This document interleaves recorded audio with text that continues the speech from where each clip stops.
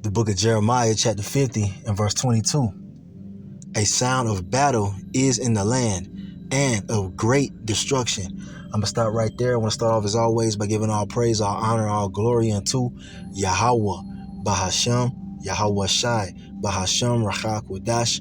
Double honors to the elders and apostles of Great Millstone who teach and who rule well, who taught us this truth through the power and spirit of Yahweh, Bashmiah Shai. And Lord willing, this lesson is edifying to the elect out there, whoever you might be. And Shalom to the 144,000. It's the brother Amawan Padah from the GMS Denver camp coming at you with a quick lesson. And Lord willing, it's edifying, okay? Because the sound of battle is becoming louder and louder on the world stage because Yahweh, by Hashem Yahweh Shai, is getting ready to bring World War III, otherwise known as the War of Armageddon, the war to end all wars. And things are heating up. It's not slowing down. All right, the Lord is speeding this thing up. All right, World War III is imminent. It's gonna happen. There's no escaping it. Unlike some of these people of the earth, they feel like they can pray away World War III. They can pray to white Jesus and then, everything's gonna be okay. Nah, man. No. It's already been purposed by Yahweh, by Shem Yahweh Shai, the true God of all energy and existence. All right, that World War III will happen. It's prophesied to happen. We're just waiting for it to play out. But the Lord is speeding things up, man, because America's end is at hand. The end of Esau's rulership is at hand. Yahweh Shai's return is at hand, who the world ignorantly calls Jesus, all right? The Messiah is about to appear. But we understand that World War III must happen before he returns to rescue his elect, all right? So the sound of battle, man, is being turned up. And if you've been paying attention to recent news, you see that. Matter of fact, let's get a video clip and we'll get some more precepts. So here I have pulled up a short video. And as you can, see, it says, what's next for Iran after President Raisi's death? So if you didn't know, the president of Iran recently died, man, in a helicopter crash. Okay, but I'll play this and we'll get further into it. Close-up images of twisted metal were broadcast on Iran state TV following the discovery of a helicopter in the mountainous region of northwestern Iran. Despite difficult terrain and foggy conditions, several bodies were recovered, including the president's 63-year-old Ibrahim Raisi, along with Foreign Minister Hossein Amir Abdollahian.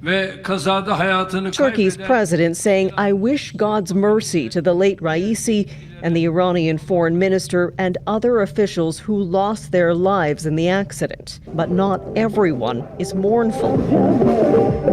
The National Council of Resistance of Iran celebrated with dozens of members outside the Iranian embassy in Berlin. I am very happy today because we want to bring freedom and democracy for Iran. Accomplishing that is a lofty goal. Iran is scheduled to hold its presidential elections June 28th, but who will appear on the ballot will be determined by the supreme leader and his office, says this political scientist. It will be probably very much along the lines of the last elections, which were narrowed enough to guarantee that whoever is elected maintains a certain continuity.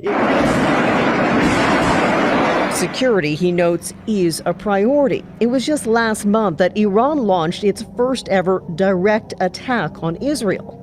We don't know why the chopper carrying the president and 7 others crashed, killing all on board. The two... All right, I'm going to stop it right there. So, we just, can, I don't know how to say this, we can have our own opinions about what's going on. There's a lot of propaganda, man. I'm gonna say that much, man, because in war you have propaganda. You got different spins on certain events that take place in order to push a narrative in regards to the individual that's pushing it. So what I'm trying to say is that America can be spinning this story in its own favor, leaving out certain information, adding certain lies to the story to try to persuade people in a certain direction. So we got to be very, careful in how we look at these things. But I'm gonna speak as a man. I personally wouldn't put it past Israel, okay, to have somehow manipulated the situation, causing the death of Iran's president. I wouldn't put it past them. All right, they're known for doing shit like that, man. Israel and the United States, all right, they're known for doing these how should I say this, secretive hits. Other choppers in the convoy returned safely. I'm not shy to say that when I heard the news, immediately I thought, that's very strange. The U.S. Secretary of Defense was asked about the crash. The United States had no part to play in that crash, and that's a fact, plain and simple. A national period of mourning is underway in Iran, and the vice president has taken over government operations. Crystal Gamansing, Global News, London. Close-up images of twisted metal. Okay, so yeah, I'll stop it right there. So you see what's going on, all right? Just, putting you up on recent news. Now, this is very significant because, a lot of people suspect that the United States or Israel is behind the helicopter crash as a strategic hit to Iran in retaliation to the attacks on the state of Israel. All right, that's not, far-fetched. But understand this, that Russia is one of Iran's close allies. You see? And it's prophesied that Russia, okay, would eventually step into World War III and launch nuclear attacks against the United States and the West, mainly the United States. It's going to happen. And we're seeing it play out, man. This very well could be a major catalyst in that happening. And we believe it is.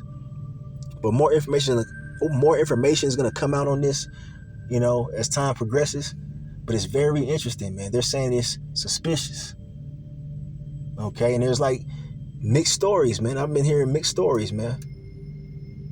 They said that the bodies were recovered. And then there's another story saying that they were disintegrated completely. So which one is it? There's something very fishy about this situation. All right, I want to bring this out. Revelation chapter 11 and verse 14. The second woe is past, and behold, the third woe cometh quickly. All right, and this talking about World War. Okay, there is a World War I that's passed, right? World War II has passed, and guess what? World War III is coming quickly, showing you that this this Bible is something else, man. Okay, this is the true word of Yahweh Shema Shai, and it's playing out in reality, man. Showing you that we have the one and only true book of prophecy and the understanding of it. World War III is coming quickly. Is it not? It's inevitable, man. The war to end all wars. So check this out. All right, this is from BitChute, and it's always good to get news from an alternative source besides the mainstream media, as our elders tell us to do. Okay, because a lot of the news that you see on the mainstream media is spun in a certain direction. All right, it's called propaganda, and wartime propaganda is hot and heavy. All right, you see, so we got to be, mindful. But this is from a man named Stu Peters, and he goes in on this very topic. Let's go ahead and listen to this. It says, Stu Peters, helicopter crash kills President Ibrahim Raisi. Death could trigger World War III. All right. Now, World War III is already underway. It's already been started, man. It's just got to heat up and intensify until it's nuclear. All right. It's getting to that point, man. All right. But let's play this. God damn it.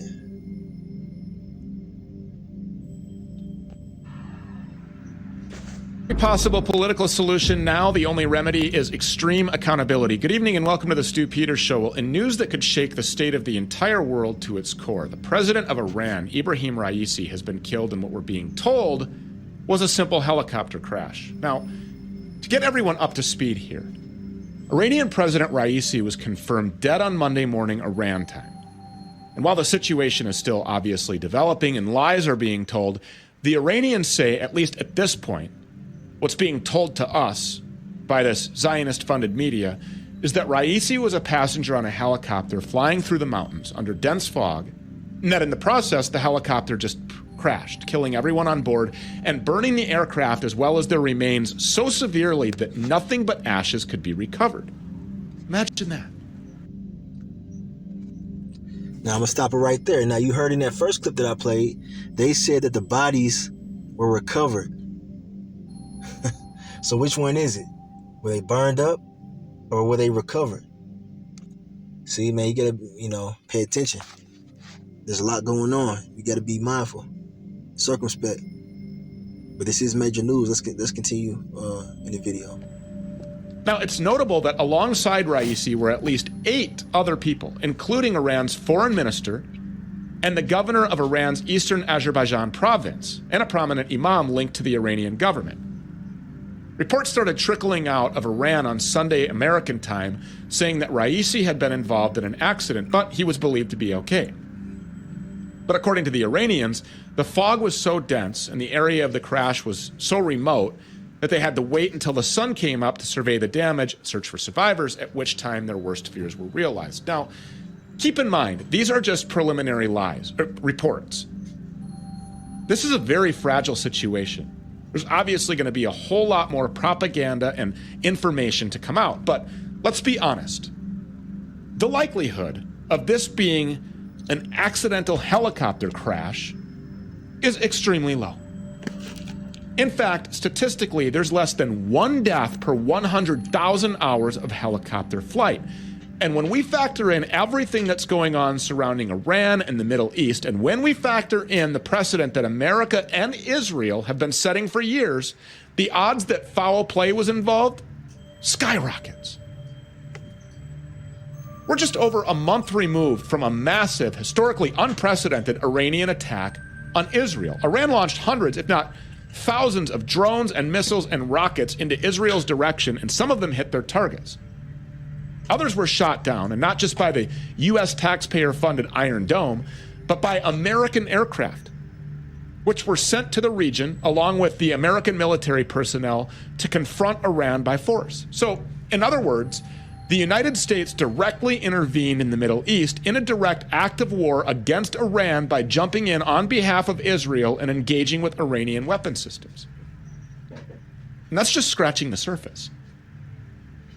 It's widely accepted. Everybody knows that the Mossad and the CIA were linked to a terrorist attack in the Iranian capital earlier this year. I'm gonna stop it right there. Now, if you don't know the Mossad, that's a faction of those Israelis military over there. Pretty much, they're like the CIA over there in the state of Israel, and they're saying that the CIA and the Mossad were involved in this.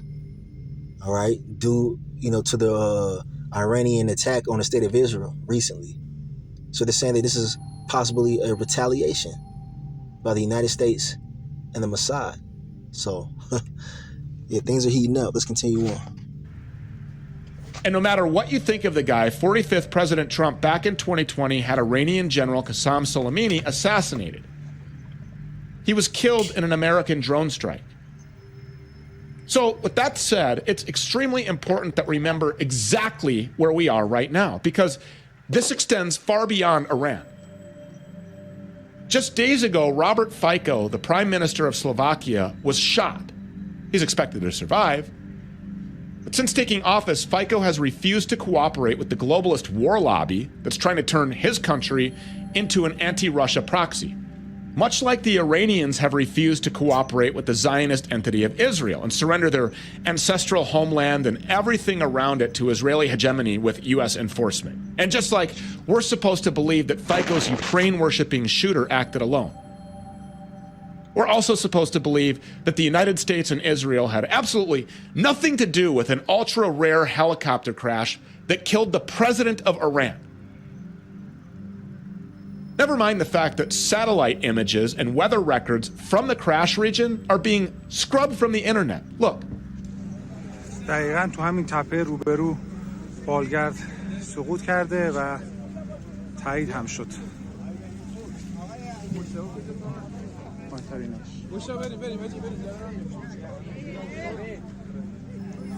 تیم ها هم به سمت منطقه دارن میرن برای جستجوی بیشتر، اما خب متاسفانه دوباره مه گرفت، اما نقطه دقیقش مشخص شد.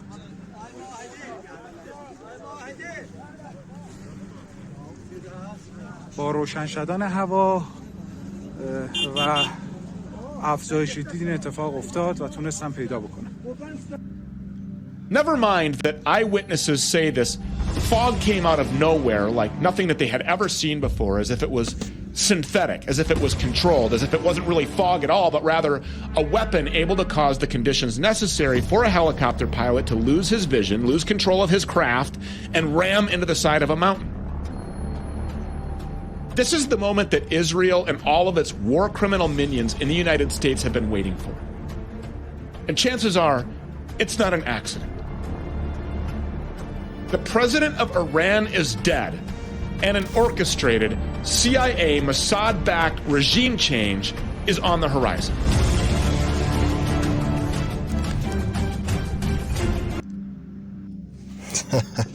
So yeah, there you go. You heard it. These are the thoughts, man, that are circling around, you know.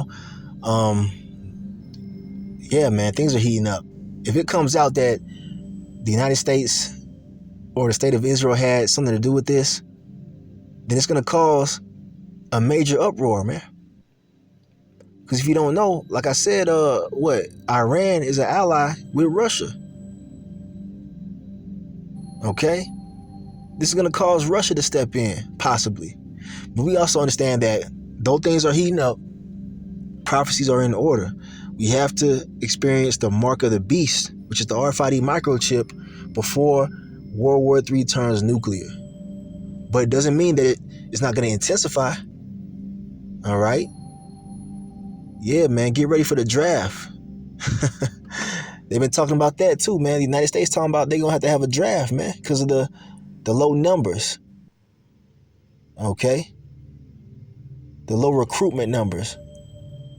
So things are getting very interesting. All right, let's get ready to close this thing out, though. Just wanted to share that with you. So here's a quick article that I came across, all right, showing you that Russia and Iran have ties, man. And they're strong ties. And they're against the United States and the West. It says Russia-Iran ties have reached new level, Russian defense minister says. All right, this is from September 20th of last year. It says, relations between Russia and Iran have reached a new level despite opposition from much of the Western world. Russia's defense minister, Sergei Shoigu, I don't know how to say that, I think that's how you pronounce that, said during his visit to Tehran on Wednesday, we are aiming at an entire range of planned activities despite opposition from the United States and its Western allies. The Interfax news agency cited him saying, sanctions pressure on Russia and Iran shows its futility, while Russian-Iranian interaction is reaching a new level. All right, so there you go, man. And the United States just possibly assassinated Iran's president. So what do you think is going to happen? Russia has to be involved at some point. You see? So it's finna get interesting. But anyway, let's prove that in the scriptures really quick. So here we have it right here in the scriptures, all right? The prophecy concerning Russia being a defense for these other nations, right, that are against the United States, aka America, Babylon the Great.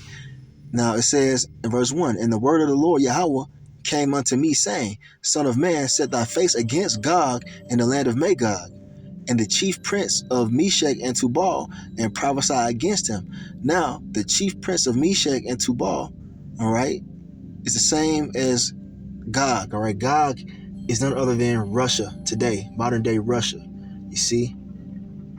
And so though they're Edomites, the Lord is going to use them to destroy the Edomites over here in the west. Because the Lord, Yahweh Bashmi Al-Shai, I mean, they're orchestrating everything. All right? They're orchestrating these different countries to go against each other to bring forth World War III. But anyway, it says, and say, thus saith the Lord power, behold, I am against thee, O Gog, the chief prince of Meshach and Tubal. So the Lord still hates them Russians, though he's using them to destroy America. All right? And I will turn thee back and put hooks into thy jaws. All right? And I will bring thee forth, and all thine army, horses and horsemen, all of them clothed with all sorts of armor, even a great company with bucklers and shields, all of them handling swords. So what is that talking about? It's talking about the Lord, all right, working in the minds of, Vladimir Putin and his, his counterparts and whatnot to draw them into World War III. Okay? The Most High ruleth in the kingdom of men. The Lord controls the minds of the kings of the earth. And he's showing you right here. And that's exactly what's playing out. They're gearing up with all their armor and their military equipment, their nuclear missiles and everything else to go to war. The Lord is doing this. Persia, Ethiopia, and Libya with them. All of them with shield and helmet. So these are the other allies of Russia. Okay? These other nations that are against America are siding with Russia. Iran being a part of that. It says Gomer and all his bands, the house of Togarmah, right, Turkey, and those countries over there, or the north quarters, and all his bands, and many people with thee. You see, many people with thee. Those countries over there are siding with Russia to go against the United States in the West. Now check it out. It says, be thou prepared, and prepare for thyself, thou and all thy company that are assembled unto thee, and be thou a guard unto them.